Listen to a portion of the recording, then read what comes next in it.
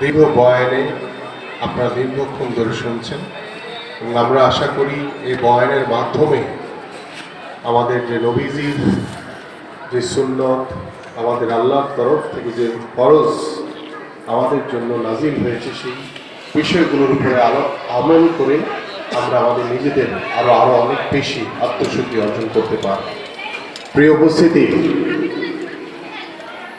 আমি তো আর হুজুরের মতো বয়ান করতে পারবো না। রাজনীতিবিদ, রাজনীতি করি, সারাদিন রাজনীতি বক্তব্য দিতে পারবো, কিন্তু ছোট্ট করে একটি কথা বলে আমি এখান থেকে বিদায় নেব। আমরা ইদানিং দেখছি দু একটি রাজনৈতিক দল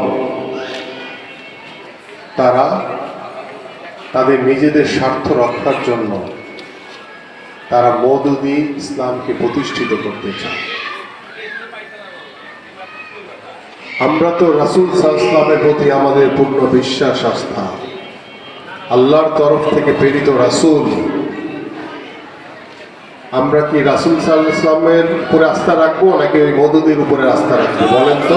রাসূলের উপরে আস্থা রাখবো। কিন্তু যারা আজকে আমাদের রাসূলদের নিয়ে যারা সমালোচনা করেছে, তাদের সেই ইসলামকে প্রতিষ্ঠা করার জন্য একটি রাজনৈতিক দল তারা উঠে পড়ে লেগেছে। তারা ঘরে ঘরে গিয়ে জান্নাতের টিকিট বিক্রি করছে। আপনাদের কেউ পাইছেন নাকি? না, জান্নাতের টিকিট পাইছেন? কারো কাছে গেছে?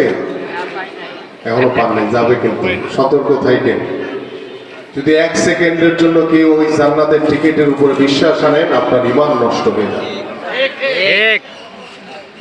আমি আপনাদের কাছে সতর্ক করার জন্য কথাটি বলছি যে বাংলাদেশের ৯৫% ধর্মপ্রাণ মুসলমান আল্লাহর উপরে পূর্ণ আস্থা, বিশ্বাস এবং আল্লাহর প্রেরিত রাসূল সাল্লাল্লাহু আলাইহি সাল্লামের প্রতি পূর্ণ বিশ্বাস, আস্থা রেখে আমাদের সকল কর্ম করে।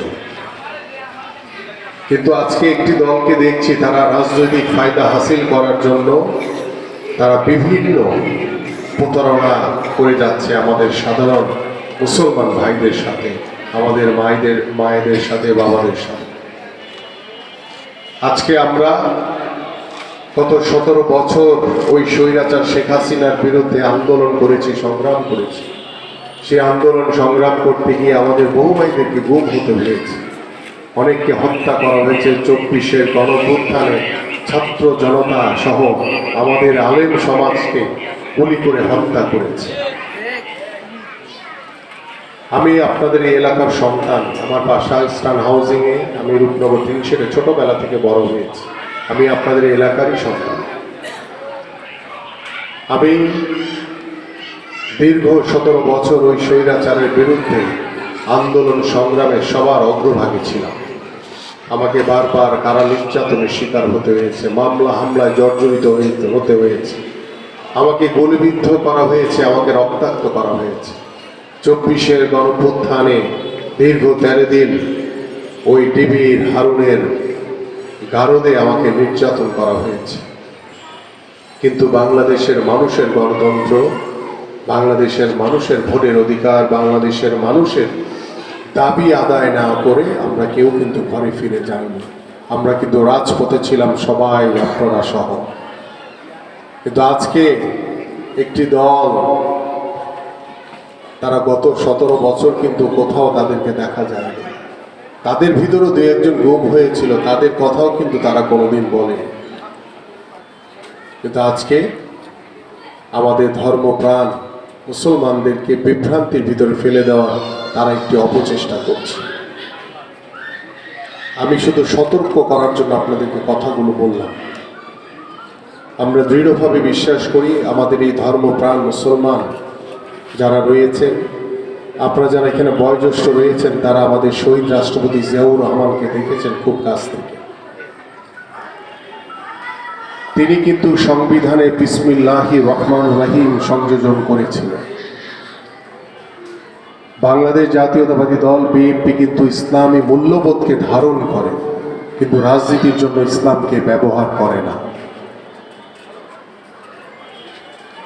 শহীদ রাষ্ট্রপতি জিয়াউর রহমান সংবিধানে আল্লাহর প্রতি পূর্ণ আস্থা এবং বিশ্বাস রেখে আমাদের সকল কর্মকাণ্ড তিনি কিন্তু লিপিবদ্ধ করেছিলেন। আমরা রাসূল সাল্লাল্লাহু আলাইহি ওয়াসাল্লামের ইসলামকে বাংলাদেশে প্রতিষ্ঠিত করতে চাই, কোনো মৌদুদি ইসলামকে নয়। আমাদের শহীদ রাষ্ট্রপতি জিয়াউর রহমান, আমাদের দেশনেত্রী বেগম খালেদা জিয়া, আমাদের বিএনপির ভারপ্রাপ্ত চেয়ারম্যান জনাব তারেক রহমান শুধু রাজনীতি করেছে বাংলাদেশের মানুষের জন্য, বাংলাদেশের মানুষের কল্যাণের জন্য। এবং আমি আপনাদের এলাকার সন্তান হিসেবে, এখানে কোনো নেতা হিসেবে না, আমি সব সময় আপনাদের সন্তান, আপনাদের ভাই বন্ধু হিসেবে আপনাদের পাশে থাকতে চাই। আপনাদেরকে পাশে রেখে, আপনাদের সাথে থেকে নতুন করে সমাজের পরিবর্তনের পথে আমরা ভালো কিছু করতে চাই। এবং সেই ভালো কিছু করার জন্য আপনাদের সকলের পরামর্শ অত্যন্ত জরুরি দরকার।